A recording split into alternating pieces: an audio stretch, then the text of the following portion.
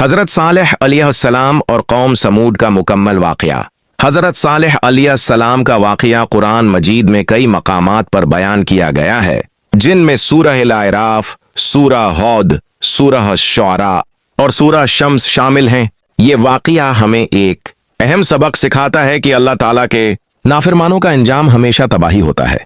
ये तफसीली तहरीर हज़रत सालेह अलैहिस्सलाम की ज़िंदगी, कौम समूद की गमराही, मौजज़ा ऊँटनी और उनके अंजाम पर रोशनी डालेगी। कौम समूद का पस मंज़र।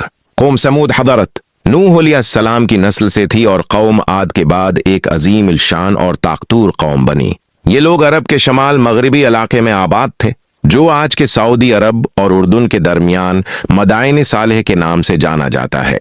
ये कौम अपनी शान और शौकत, तरक्की और मजबूत जिस्मानी कुव्वत की वजह से मशहूर थी। उन्होंने पहाड़ों को तराश कर बड़े बड़े शानदार मकानात और कले बना रखे थे। अल्लाह ताला ने उन्हें सरसब्ज व शादाब जमीनें, खेत, बागात और चश्मे अता किए थे। मगर इन तमाम नेमतों के बावजूद ये लोग अल्लाह ताला की इबादत छोड़कर बदप्रस्ती में मुब्तला हो गए थे। हजरत सालेह अलैहिस्सलाम की बासत। अल्लाह ताला ने हजरत सालेह अलैहिस्सलाम को इस गमराह कौम की हदायत के लिए नबी बनाकर भेजा। आप एक नेक और सालेह इंसान थे और खुद इसी कौम के फर्द थे, इसलिए लोग आपको अच्छी तरह जानते थे और आपकी सच्चाई से वाकिफ थे। हजरत सालेह अलैहिस्सलाम की दावत। आपने अपनी कौम को अल्लाह ताला की तौहीद की तरफ बुलाया और फरमाया, ऐ मेरी कौम, अल्लाह ताला की इबादत करो, उसके सिवा तुम्हारा कोई माबूद नहीं। सूरह अल-आराफ 7-78। आपने उन्हें अल्लाह ताला की नामतें याद दिलाएं और बताया कि यह सब कुछ अल्लाह ताला ने अता किया है, उसलिए इसी की इबादत करो और गुनाहों से बाज आ जाओ। आपने उन्हें समझाया कि जो लोग अल्लाह ताला की राह छोड़कर गुरूर और तकबर में मुब्तला हो जाते हैं, वो तबाह हो जाते हैं, जैसा कि कौम आद का अंजाम हुआ था। कौम का रद्द-ए-अमल। कौम समूद के सरदारों ने हजरत सालेह अलैहिस्सलाम की बात मानने से इनकार कर दिया।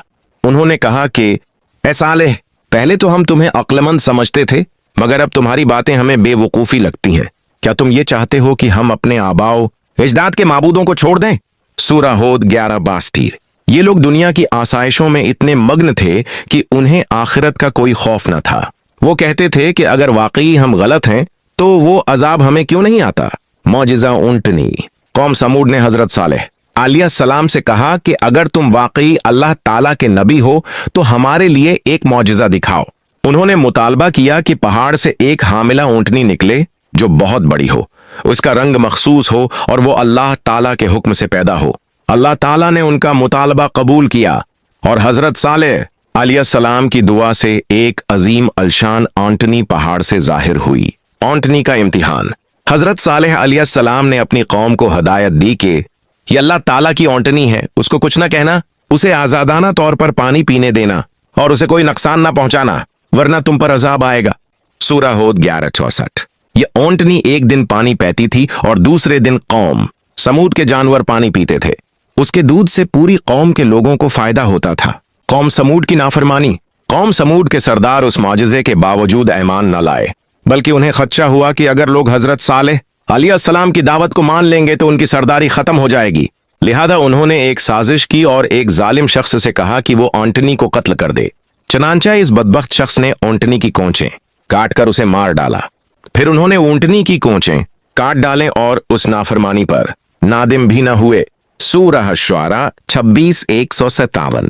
जब ऊँटनी कत्ल हो गई तो उसका बच्चा पहाड़ की तरफ भाग गया और गायब हो गया। कौम समूद पर अल्लाह ताला का अजाब।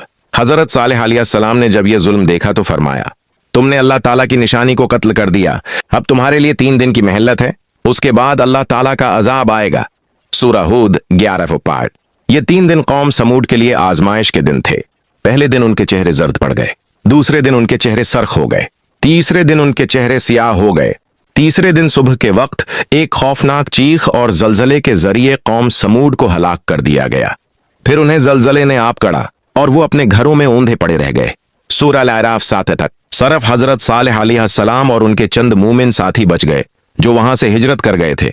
मदाइन सालेह। आज भी एक इबरत। आज भी मदाइन सालेह के खंडरात मौजूद हैं जो इस बस्ती की तबाही की गवाही देते हैं।